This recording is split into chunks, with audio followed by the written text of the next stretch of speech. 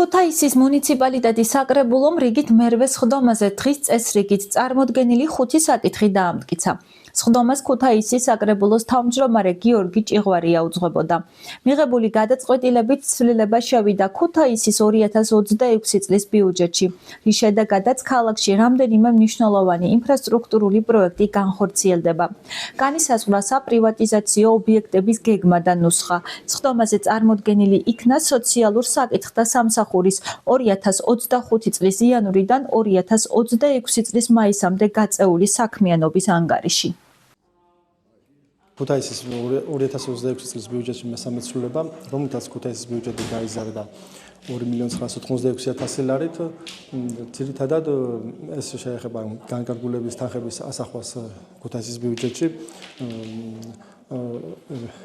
ერთ-ერთი განკარგულებით ბიუჯეტის თანხა გაიზარდა 2.100.000 ლარით, რომელიც შეეხება ზვიადგამსახურდიას ქუჩაზე 5 ბინის ფასადის მოწყობას, აგრეთვე 170.000 ლარით გაიზარდა ერთ-ერთი განკარგულებით, რომელიც შეეხება სტიქიის სალიკვიდაციო სამუშაოებს. ასევე მოხდა წინა წლის გამონაწილებელი ნაშთების აღდგენა 486.000, რაც შეეხება ძაღლებთან დაკავშირებული და მიუსაფარ ცხოველთა დაკავშირებულ თემას. ჩვენი მერიის დაქვემდებარებაში შეიქმნა IP, მიუსაფარ ცხოველთა მართვის სააგენტო, რომელიც უზრუნველყოფს უპატრონო ცხოველთა იდენტიფიკაციას, მათ მოძიებას, მათ საჭიროების შემთხვევაში ვაქცინაციას, ასევე გათვალისწინებული ამ პროგრამით ცხოველების კასტრაცია და ამისათვის განკარგულებით გამოიყო თანხები დაახლოებით 1 მილიონი ლარი, რომლითაც ეს IP უზრუნველყოფილი იქნება როგორც თანამშრომლობის ხელფასებით, ასევე მედიკამენტებით, ასევე საჭირო კომუნალური ხარჯებისთვის და ასევე იმ შენობით, რომელშიც უნდა გავთავსდეს დროებით, სანამ ისევ გარემოში დააბრუნებენ ამ მიუსაფარ ცხოველებს. ადმინისტრაციულ სამართალთა დარღვევათა კოდექსში შევიდა ცვლილება 125 მუხლის მერვე ორ ნაწილში, რომელიც ითვალისწინებს მანქანის დგომა გაჩერებას, პარკირებას. ჯარიმა იყო 10 ლარი და გახდა 100 ლარი. აქედან გამომდინარე შესაბამისად მუნიციპალური ინსპექციის დადგენილებაში შევიდა ცვლილება. ეს გამოწვეულია იქედან, რომ მოქალაქეები აყენებენ ტროტუარებზე მანქანებს, სადაც მოქალაქეებს უჭირთ გადაადგილება, უჭირთ შემეპირებს გადაადგილება, ერთგვარი პრევენცია ესეც და იმედი მაქვს, რომ გამოიჩენენ კეთილგონიერებას და მომავალში აღარ დააყენებენ მანქანებს ტროტუარებზე, რადგან მოხდეს მოქალაქეების უსაფრთხოდ გადაადგილება.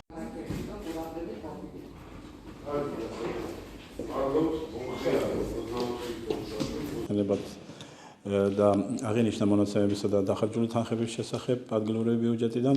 ფაქტობრივად 2025 წლის განმავლობაში 98% ბიუჯეტისა იქნა ათვისებული და ძირითადად წინა წელთან შედარებით ზრდა ფინანსური რესურსის ზრდა დაფიქსირდა ისეთ მნიშვნელოვან პროგრამებში, როგორიც არის სამედიცინო დახმარება მოქალაქეთათვის, როგორიც არის აუტისტური სპექტრის დარღვევის მქონე ბავშვთა აბილიტაციის პროგრამაში, სოციალურ პროგრამებში და ასე შემდეგ. ასევე 2026 წლის მიმდინარე პერიოდში და დაგეგმილი და დამტკიცებული ბიუჯეტის ფარგლებში გაზრდილია კონკრეტულად ისეთი დაავადებების მიმართულებით ფინანსური რესურსი მიმართულია გაზრდილი ოდენობით, როგორიც არის იგივე სამედიცინო დახმარება, მაგრამ უფრო ონკოლოგიის მიმართულება, იმიტომ რომ წინა წელთან შედარებით თითოეული მოქალაქის პაკეტი ესე იგი ამ მიმართულებით გაზრდილია 500 ლარით და შეადგენს წლის განმავლობაში 2000 ლარს თითოეულ მოქალაქეზე.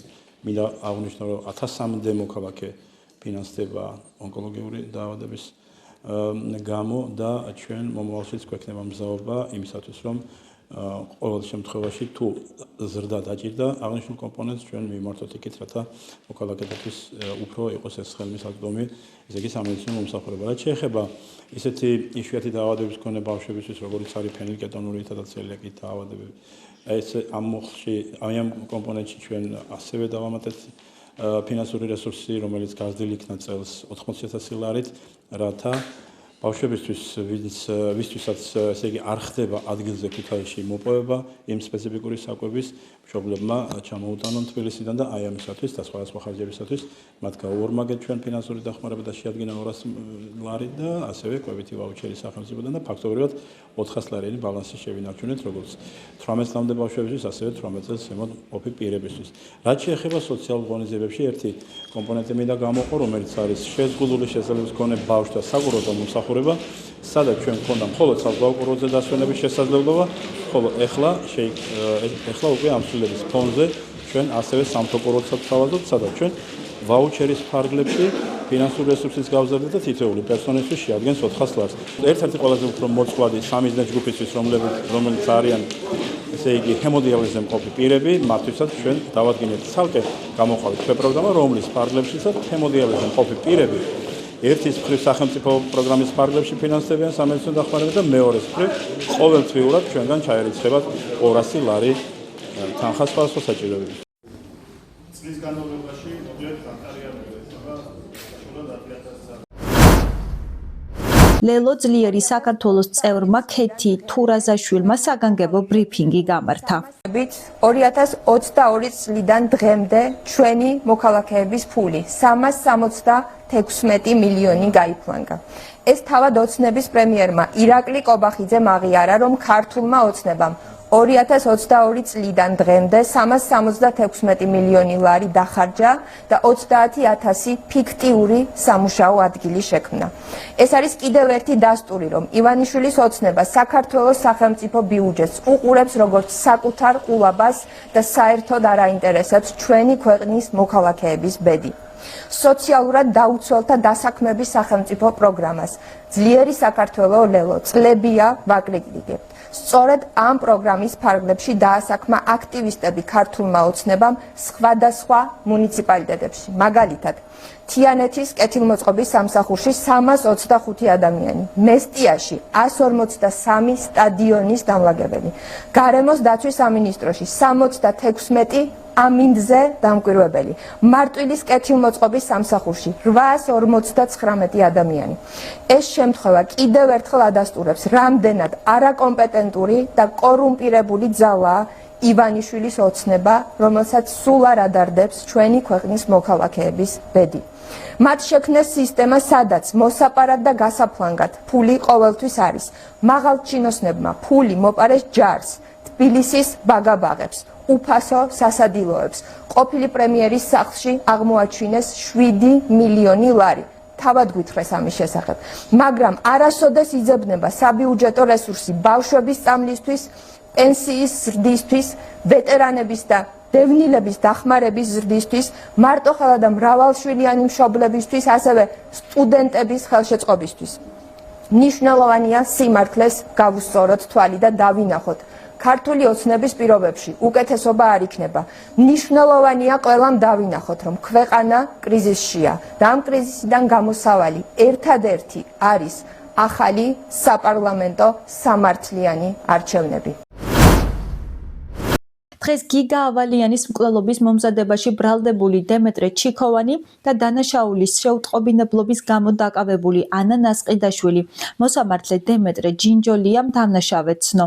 გამომდინარე იქედან, რომ ორივე ბრალდებული არასრულწლოვანია, მოსამართლე პატიმრობის წლებს შემდეგ სხდომაზე 2 ივნისს გამოაცხადებს.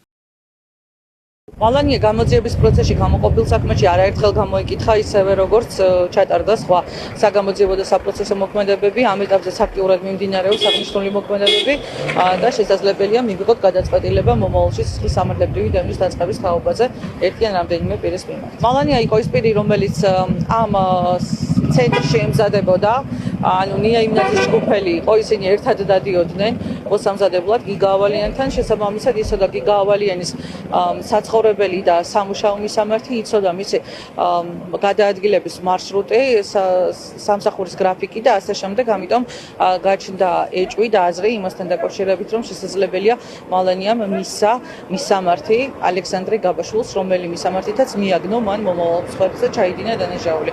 სწორედ ამ საკითხზე მუშაობს გამოძიება, ქონდა გახდა თუ არა რაიმე სახის წვლილი შეტანილი ამ დანაშაულში გიორგი მალარიძის. ანინას ყიდაშვილმა დაადასტურა ის გარემოება, რაც ასახულია მასა და ალექსანდრე გაბაშვილს შორის მიმოწერაში, ამიტომ დაადასტურა ის, რომ მას რეალურად ჰქონდა ამ სახის, ამ შინაარსის მიმოწერა ბრალდებულთან და სწორედ ეს მიმოწერა გახდა ფაქტიურად მისი ბრალდების საფუძველი, იმიტომ რომ ამ მიმოწერაში ვრცლად იყო გაშლილი ფაქტიურად მოსალოდნელი დანაშაულის გეგმა ალექსანდრე გაბაშვილის მიერ. თუმცა თავს იმით იმართლებს, რომ არ მიაჩნდა აღნიშნული მიმოწერა სერიოზულად. თუმცა რამდენად დასაჯერებელია ეს აისახება სასამართლოს გამომტყუნებელ განაჩენში. ახალგაზრდა მოსამართლემ დიახ მიიღო სწორი გადაწყვეტილება და დამნაშავედ ცნო ანინა სპიდაშვილის და დემეტრე ჩიქოვანის. სასამართლოს დამთავრების შემდეგ ანინა სპიდაშვილის დედამ სასამართლოს დარბაზიდან ხმამაღალი საყვედური უთხრა ჩემს შვილს. გიხარიათ, რომ უდანაშაულო ბავშვი ციხეში გამუკეტეთ? ამათთვის სავარაუდოდ ეს დანაშაული მართლა არ არის დანაშაული. ამათთვის ეს არის ყოველდღიურობა. ამათთვის ძალადობა არის ნორმა. ესენი არიან საზოგადოებისთვის იმაზე მეტად საშიშები, ვიდრე ჩვენ, რომელიმე თუნდაც მე წარმოგვიდგენია. გუშინ დაიწყეს ასეთი რამ, რომ წაბილწავენ გიგას საფლავს, ასე უზამენ გიგას საფლავს, ისე უზამენ გიგას საფლავს. არ ვერ შემაშინებთ, არ გავჩერდები, მანამ სანამ ყველა თავისი დანაშაულის საპირწონე პასუხს არ აგებს. მინდა ვისარგებლო თქვენი ეთერით და ვთქვა, ვერ მოიფიქრებთ ვერაფერს, ვერ გამაჩერებთ ვერაფრით. ეკა კუპატაძე ცოცხლობს მხოლოდ და მხოლოდ გიგა ავალიანისთვის.